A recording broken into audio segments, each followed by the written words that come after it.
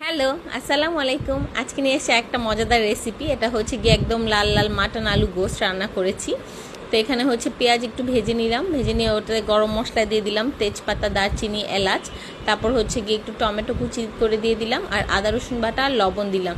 তারপর হচ্ছে মশলাটা ভালোভাবে একটু মিক্স করে নিচ্ছি। একটু যখন কষায় আসবে তখন হচ্ছে গিয়ে একটু পানি দিয়ে দিলাম। তার মধ্যে হচ্ছে গিয়ে আমি এবার মশলা দিয়ে দিলাম, নর্মাল মশলা যেসব, হলুদের গুঁড়া, মরিচের গুঁড়া, জিরা গুঁড়া, একটু গোলমরিচের গুঁড়া। তারপর মশলাটা একটু কষিয়ে আসলে তারপর হচ্ছে গিয়ে আমি দিয়ে দিলাম মাটনটা। এখানে প্রায় হাফ কেজির মতো মাটন ছিল। তারপর হচ্ছে মাটনের মধ্যে আমি একটু জিরা গুঁড়া দিয়ে দিলাম, আর মাটন যখন কষায় আসছিল তখন হচ্ছে গিয়ে আমি আলু দিয়ে দিলাম। কারণ আলুটা হচ্ছে গিয়ে মাটন যেহেতু কষাতে রান্না হতে অনেক সময় লাগবে, তাই আলুটা হচ্ছে কষানোর সময় দিলে একদম পারফেক্টলি কুক হয়। আর এই যে আমি মাটন আলু সহ একবারে আরও ভালোভাবে কষিয়ে নিলাম। কষিয়ে নিয়ে তারপর হচ্ছে গিয়ে এখানে পানি দিয়ে দিলাম মাটনটা এবার সিদ্ধ হওয়ার জন্য। আর এই যে সুন্দর ঝোলটা একটু ঘন ঘন করে নিয়েছি, একদম পারফেক্ট ঝাল মাটন আলু গোস্ত রেডি। খুবই মজা হয়েছিল এবং আমাদের এখানে প্রায় 2 দিন চলে গিয়েছিল।